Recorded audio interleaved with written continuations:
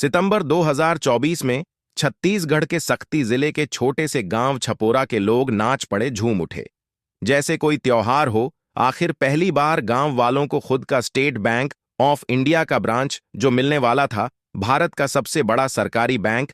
अब हमें दूर दराज के बैंक जाने के लिए पूरा दिन बर्बाद नहीं करना पड़ेगा। सुनो बहन, मैं लोन लेकर चूड़ियों की दुकान खोलूंगी। अरे, मैं तो अब आसानी से अपने पैसे जमा कर सकता हूं। एसबीआई के अधिकारियों ने 1000 स्क्वायर फीट का कमर्शियल स्पेस एक गांव वाले से 7000 प्रति महीने किराए पर लिया। फिर पेशेवर तरीके से बैंक का सेटअप जमाया, बैंक के लोगों का बोर्ड प्रॉपर तरीके से लगा के, और इस छोटे से गांव के ब्रांच के अंदर काउंटर डेस्क, कंप्यूटर और यहां तक कि मैनेजर का अलग कैबिन भी था। गांव वालों के लिए किसी चमत्कार से कम नहीं था। फिर इस चमत्कार पर सोने में सुहागा हुआ उन युवाओं के लिए जो सरकारी नौकरियों की प्रिपरेशन कर रहे थे। जब बैंक के साहब ने यह घोषणा दी, सुनो सुनो गांव वालों, आपके लिए खुशखबरी है, बैंक का स्टाफ गांव के नौजवानों से भरा जाएगा। ये सुनकर सैकड़ों बेरोजगार युवा आसपास के जिलों से भी इस मौके को लपकने के लिए वहां आए। इनमें से एक था 25 साल का पिंटू धुर्वे, जो कि पास था, लेकिन बेरोजगार उसकी दोस्त की बहन रेणुका साहू ने उसे प्रोत्साहन दिया। तू फॉर्म भर, बाकी नौकरी का मैं देख लूंगी। नौकरी के लिए अप्लाई करने वालों को सब बढ़िया लग रहा था। प्रोफेशनल तरीके से इंटरव्यू जो हुए, ट्रेनिंग यही इसी ब्रांच में होगी। अगर अच्छा किया तो रायपुर ब्रांच में नौकरी मिलेंगे। 6 उम्मीदवारों को ऑफर लेटर मिले, जिनमें सैलरी 25,000 से 30,000 के बीच थी और जॉब टाइटल्स थे मैनेजर, मार्केटिंग ऑफिसर, कैशियर और कंप्यूटर ऑपरेटर। फिर औपचारिकता पूरी करने के लिए उनके पढ़ाई के दस्तावेज और बायोमेट्रिक डेटा लिया गया और हर किसी को एक अलग आईडी कार्ड दिया गया। बैंक का उद्घाटन बड़ी धूमधाम से हुआ और हर गांव वाला बहुत खुश था। लेकिन कुछ तो गड़बड़ थी, क्योंकि पंकज सर, बैंक के मैनेजर, हर सुबह 10 बजे तो आते थे, लेकिन सिर्फ 2 घंटे बाद दोपहर तक वापस चले जाते थे। नए कर्मचारियों को ट्रेनिंग भी नहीं देते थे। आप सभी बस एसबीआई की वेबसाइट देख लो, सब सीख जाओगे। नौजवान कर्मचारी एकदम की एफ्यूज हो गए थे। अरे, आखिर हमें करना क्या है भाई? और जब बेचारे गांव वाले कुछ काम करवाने के लिए आते हैं, हाँ, तो कब खुलेगा पासबुक? कब मिलेंगे? तो कर्मचारियों को बहाना मारने के लिए कहा गया। सर, सर्वर अगले महीने इंस्टॉल होगा, तब तक थोड़ा इंतजार करिए प्लीज। हर गांव के दद्दू को हर बार खाली हाथ लौटना पड़ता। एकदम गुस्से में एसबीआई के कर्मचारियों की सुस्ती बिल्कुल लाल फीते वाले मेम्स जैसे हालात वाले लग रही थीं। लेकिन कुछ दिन बाद तो और बुरा हुआ, क्योंकि अब पंकज सर ने आना ही बंद कर दिया।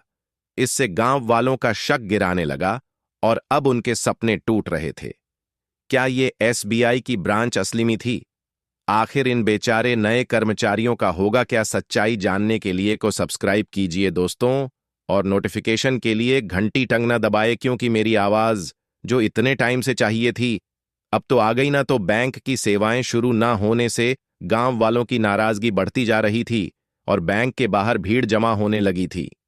तभी गांव के एक पढ़े लिखे लड़के अजय कुमार अग्रवाल ने कुछ गड़बड़ी महसूस की। इस ब्रांच के बारे में कोई आधिकारिक घोषणा क्यों नहीं की गई? अजय को बैंकिंग का महत्व पता था, पर वो पहले ही गांव में एसबीआई कियोस्क खोलने के लिए आवेदन कर चुका था।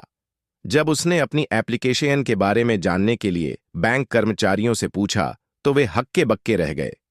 ब्रांच कोड क्या है? वो तो मैनेजर ही बता सकते हैं सर। अजय का शक यकीन में बदल गया और उसने नजदीक ही डबरा जिले के एसबीआई अफसरों को सारी कहानी बताई, जिन्होंने तुरंत सूचना दी। पुलिस को, जिन्होंने उस रहस्यमयी ब्रांच पर अचानक छापा मारा, उनके कंप्यूटर्स और हार्ड ड्राइव जब्त कर लिए गए। फिर पता चला कि एसबीआई के रायपुर ब्रांच से दस्तावेज और सील चुराए गए थे। युवा कर्मचारियों से पूछताछ से और भी बड़े खुलासे हुए। ये एक जॉब स्कैम था, जहां हर कर्मचारी ने 2 से 6 लाख के रिश्वत देकर नौकरी पाई थी। यहां तक कि सिक्योरिटी गार्ड भी यूनिफॉर्म पहने एक कॉलेज में पढ़ने वाला निकला। पिंटू धुर्वे, एक पीड़ित ने अपनी नौकरी के लिए साहूकारों से 5,08,000 रुपए का कर्ज लिया था। अब वो ना केवल कर्ज में डूबा है, बल्कि 10 दिन की नकली नौकरी ने उसे पूरे गांव के सामने शर्मिंदा कर दिया। मेरा पूरा परिवार सदमे में है। ऐसा लग रहा है जैसे किसी की मौत हो गई हो। दोस्तों, आपको याद है बहन रेणुका, जिसने पिंटू को फॉर्म भरने के लिए कहा था? वो और मैनेजर पंकज इस स्कैम के मास्टरमाइंड थे और अब फरार हैं। पुलिस ने उनके एक साथी को गिरफ्तार किया और उसकी i20 कार जब्त कर ली है, जो कि स्कैम के पैसों से खरीदी गई थी, लेकिन बाकी अभी भी गायब है। लेकिन ऐसा फेक ब्रांच का स्कैम पहली बार नहीं हुआ है दोस्तों।